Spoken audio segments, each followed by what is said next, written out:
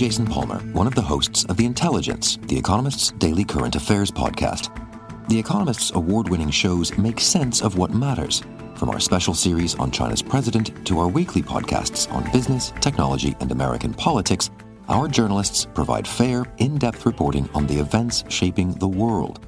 To get the annual plan for less than $2.50 per month, search for Economist Podcasts Plus to start listening today. Hi, I'm your inner dream monologue, and you're fast asleep, so I'll be quick. Great job using the Colgate Optic White Overnight Teeth Whitening Pen before bed. When used as directed, it gives you a visibly whiter smile in just 7 days. So while I fly and talk to animals, you're removing teeth stains with ease. Sweet dreams. And when you wake up, keep on living life to the brightest. Colgate Optic White. Find it at all major retailers.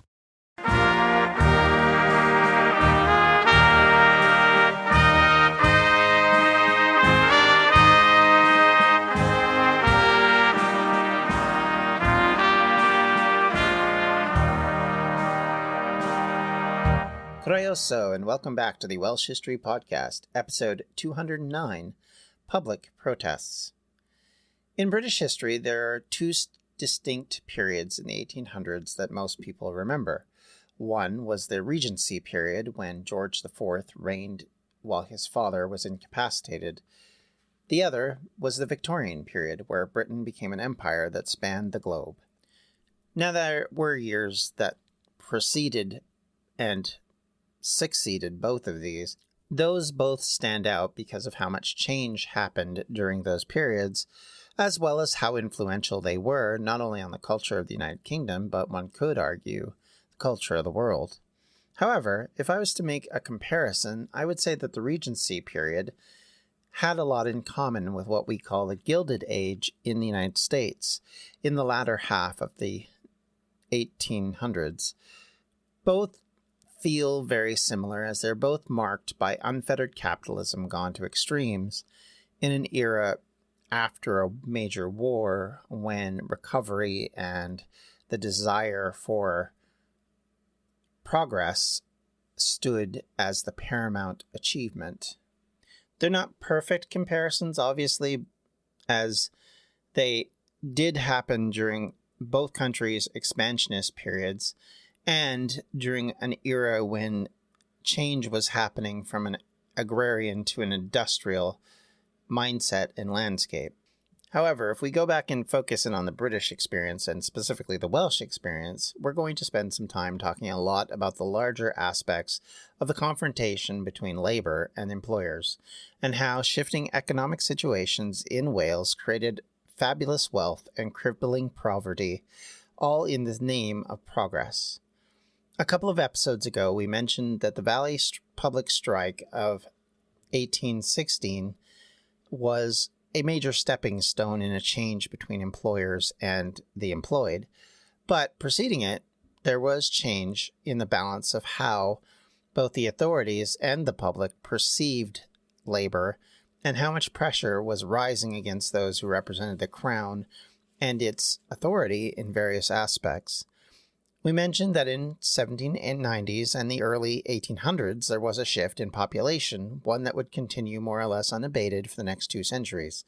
With it came further urbanization and industrialization, better health care, a number of improvements to lifestyle that made living longer and surviving childbirth much easier. However, at the same time, there was a slow retreat from the older lifestyles of the farmers and the small communal living that had existed in some form or fashion pretty much the entire existence of this place that we now call Wales, or Cymru. This feeling of need for something better, feeling abused by the system, and a general sense that they did not care about you, was getting a lot of people talking, and as you can imagine, some of the more aggressive ones, fed in part by alcohol or outrage, or both, would lead to further belligerence. Between 1793 and 1795, there were a number of riots in Swansea, Aberystwyth, Denbigh, Bangor, Bridgend, Fishguard, and Haverfordwest. Issues over taxes, food, impressing men into the Navy led to more and more anger and fighting. things got bad enough that the army was called out to deal with these riots before they could turn into actual revolts.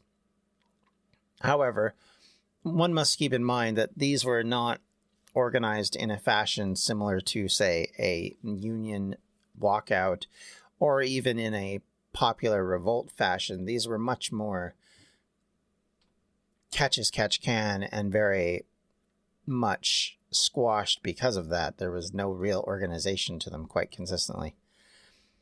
For some, fed up with all of this, they began to flee to the Americas, searching for a better place. This natural emigration became something that was fairly common over the next century, as both the newly formed United States and British North America, what would become Canada, would find a number of immigrants from Ireland, England, Wales, and Scotland moving in continual and increasing numbers throughout the 1800s. It would not be long before those migrations would include Australia and New Zealand and other British colonies scattered across the world. Conflicts were being created in part because of the changing times, the needs and demands of a nation at war, and in particular, a sense of separation which had continued to exist between the government and its people at a time when the size of the British Dominion was growing exponentially. Yes, they had lost America, but they continued to build colonies and finance wealth from places like India to Hawaii to Newfoundland, and all of the various colonies, islands, and territories in between. This was the beginning of the idea that the sun was never setting on the British Empire, and at its center sat a government that was barely coping with this continual and increasing change.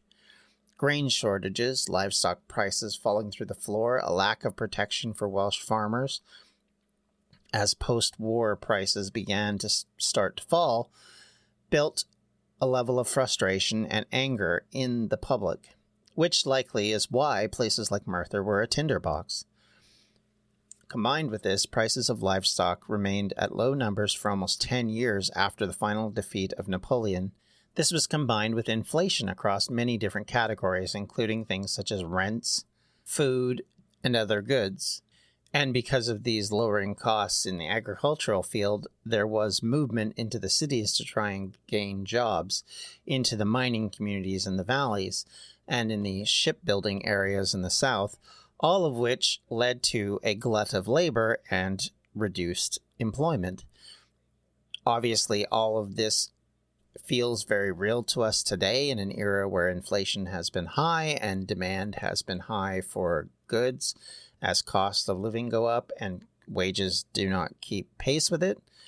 This, of course, created more and more poverty and the anger that went hand in hand with it. In industrial Wales, these same low wages, increasing inflation, and anger developed into popular protests against authority figures seen as profiteering in the circumstance. As inflation rose, labor wages stagnated or, in some cases, even reversed. Some watched their pay drop by as much as 40% compared to the years previous.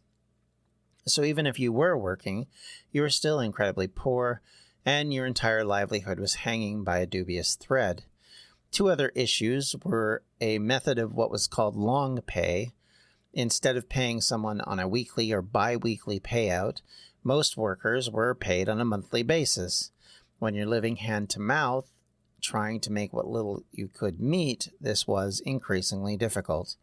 When you finally received your wages at the end of the month, for example, a company would then dock you rent, because of course, quite typically, the company owned the rental housing. Any equipment used or visits to the company doctor were also deducted, as well as a charitable donation to the sick worker fund that was, oh, by the way, mandatory.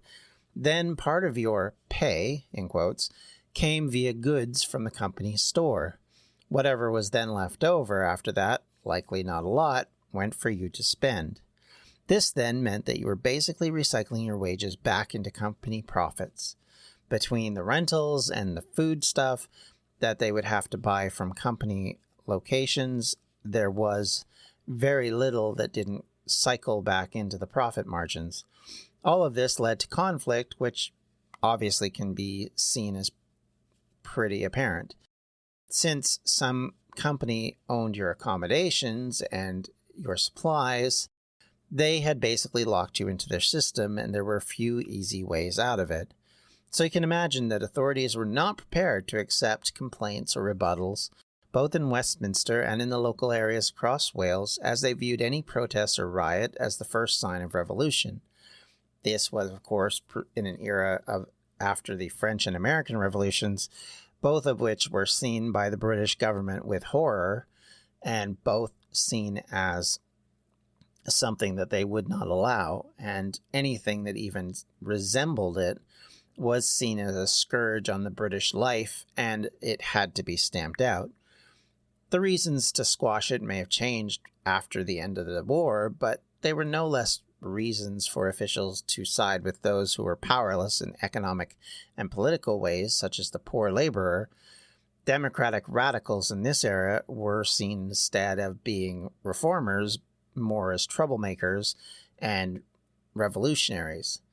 You can almost imagine the rich MP and lord sitting harumphing at the utter cheek of commoners, expecting anything from them.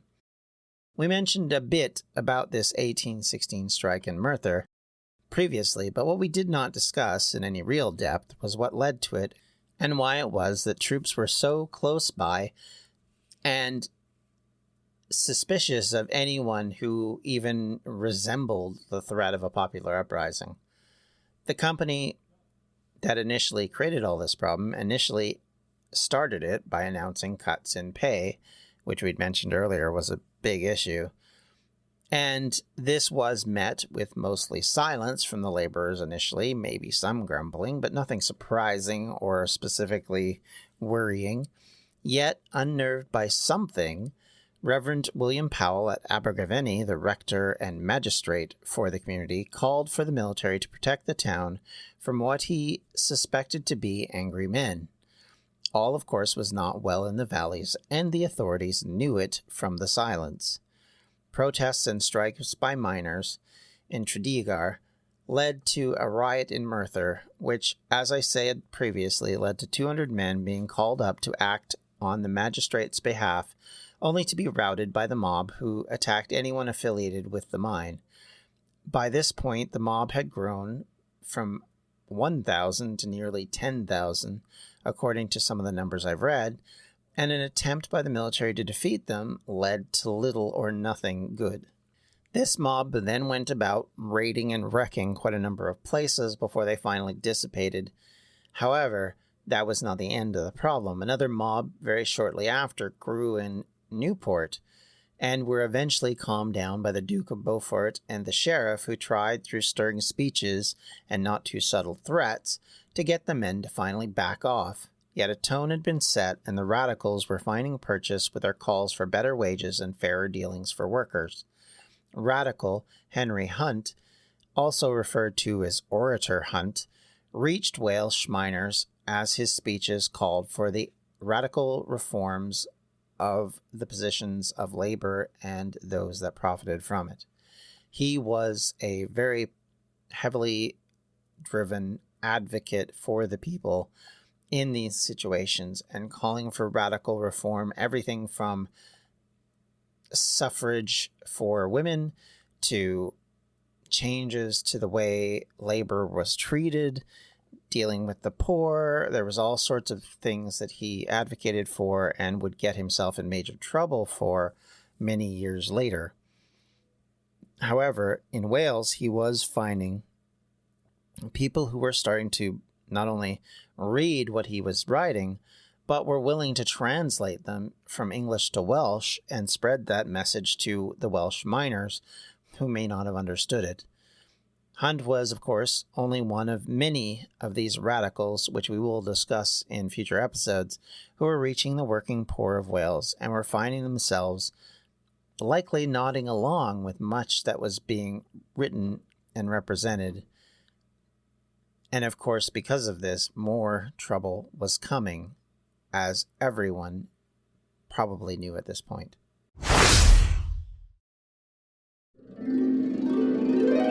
Hi, I'm your inner dream monologue, and you're fast asleep, so I'll be quick. Great job using the Colgate Optic White Overnight Teeth Whitening Pen before bed.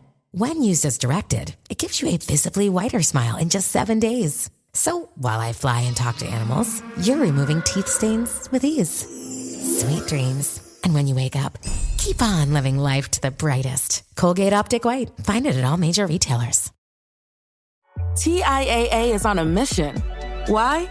Because 54% of Black Americans don't have enough savings to retire. So in collaboration with big-name artists like Wyclef Jean, TIAA released Paper Right, new music inspiring a new financial future. With 100% of streaming sales going to a nonprofit that teaches students how to invest. Stream Paper Right now and help close the gap.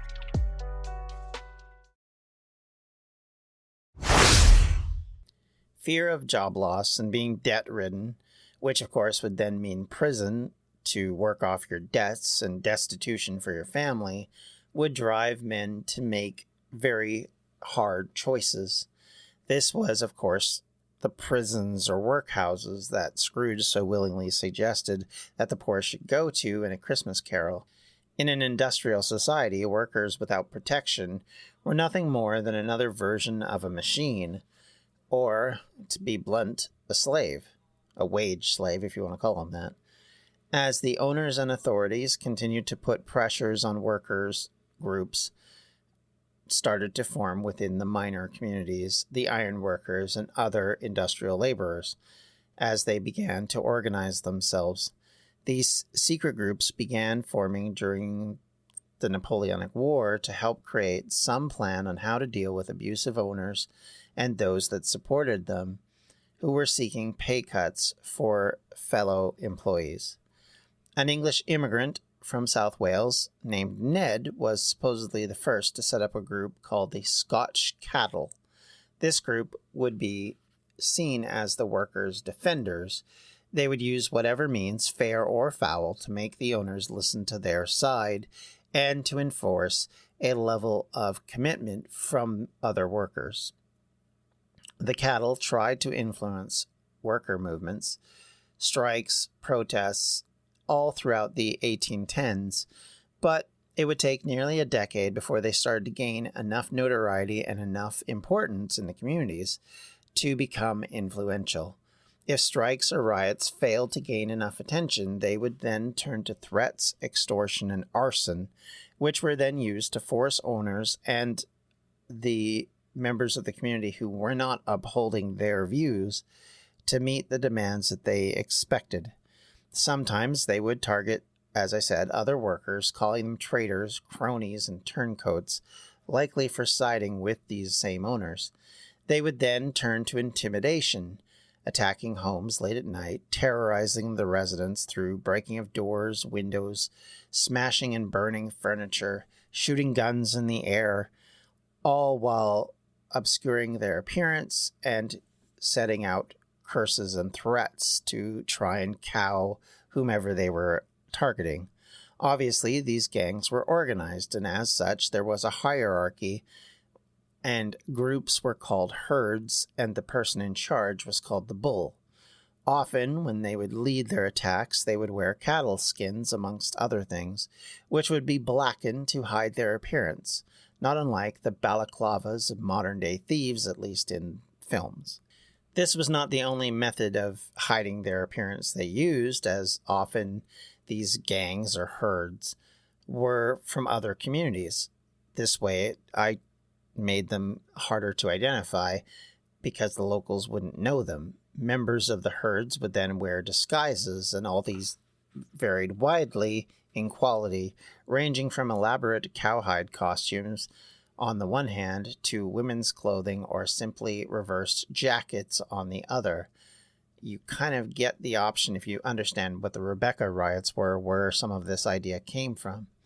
Most of the men involved in these attacks were generally in their mid to late 20s, and therefore were very experienced and very healthy workers, I guess I could say.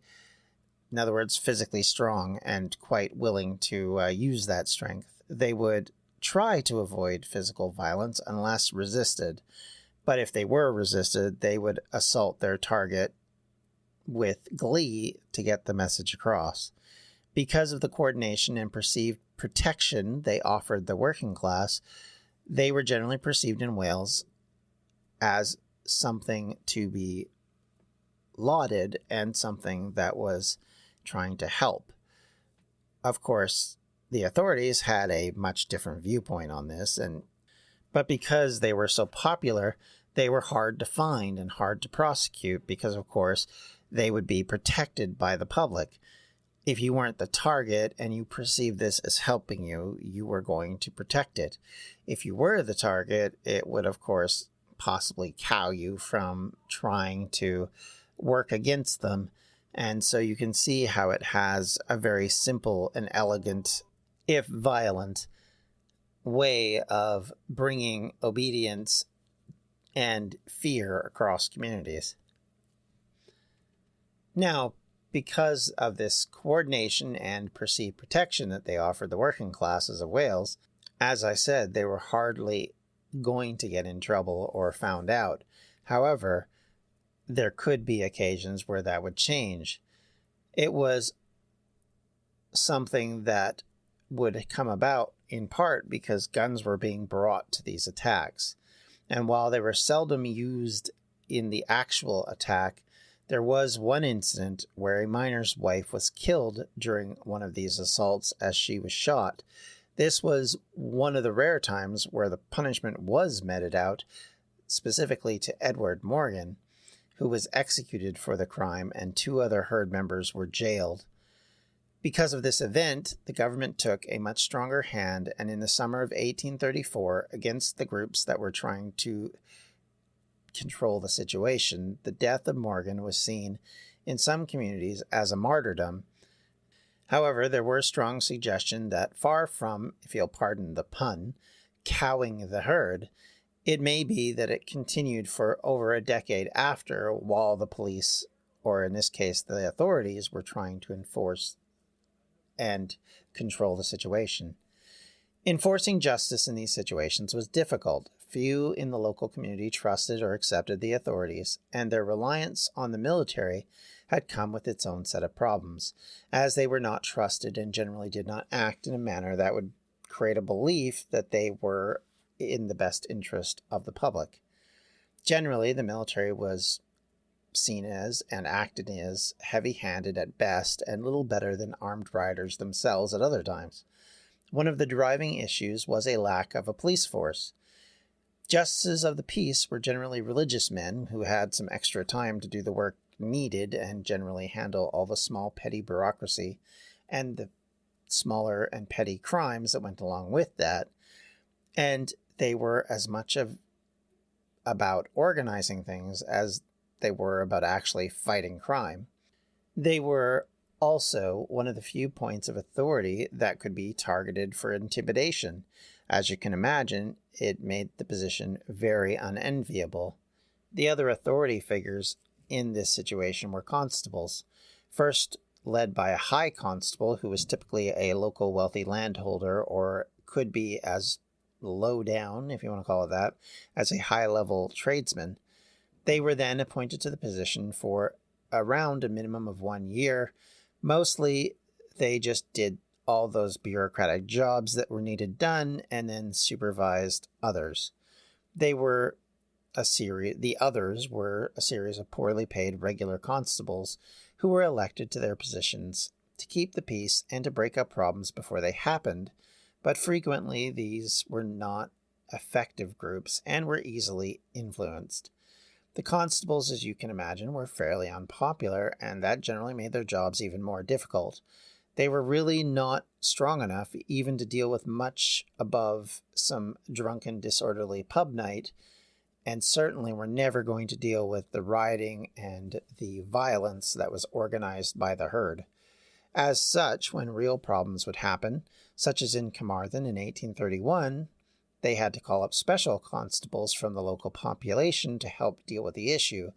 But in Carmarthen, during this problem, 74 men actually refused the summons and were unwilling to serve, which, as you can imagine, makes it very hard to enforce anything. However, over time, these special constables would act almost as a paramilitary force, and as many as 1,000 would be called up at times.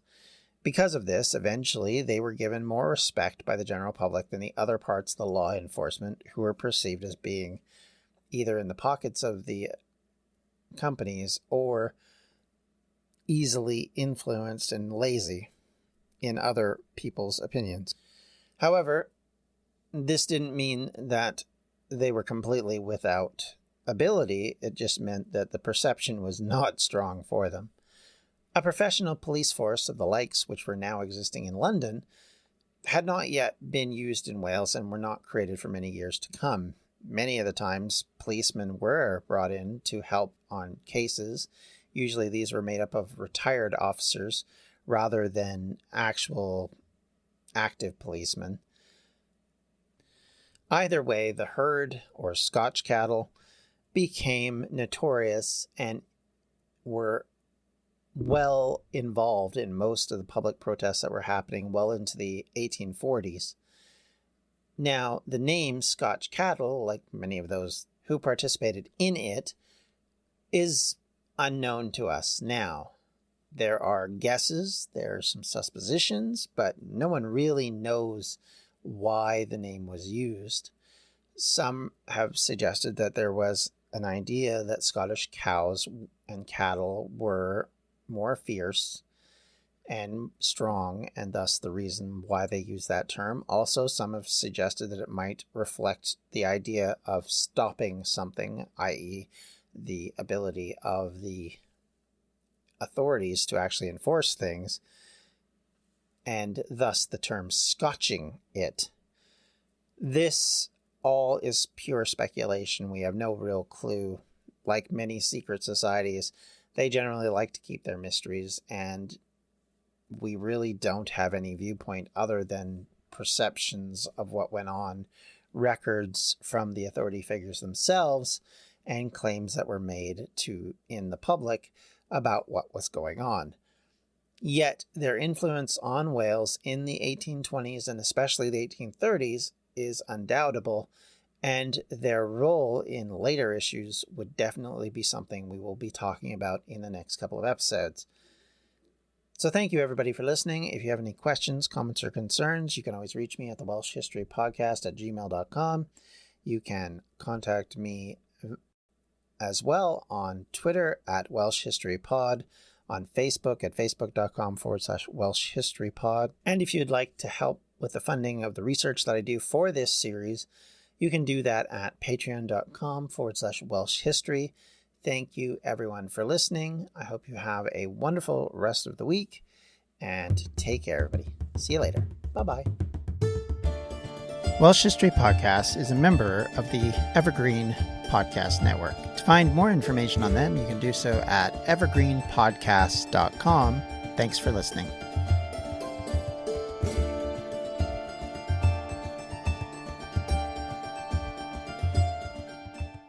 Hello, we have this superb podcast called We Didn't Start the Fire, the only podcast started by Billy Joel. It is the most original, fascinating, and random way to learn the story of the 20th century. Oh, pretty darned random. And we are joined by some pretty incredible guests. I only wrote stuff that I wanted to hear. If it turned out to be a hit, it was pure dumb luck. With me, Katie Puckrick. And me, Tom Fordyce. This is We Didn't Start the Fire, the only podcast started by me, Billy Joel. The Battle of Waterloo was one of the most famous turning points in world history.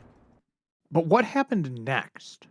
My name's David Montgomery, and I'm the host of The Siècle, a history podcast that tackles exactly that.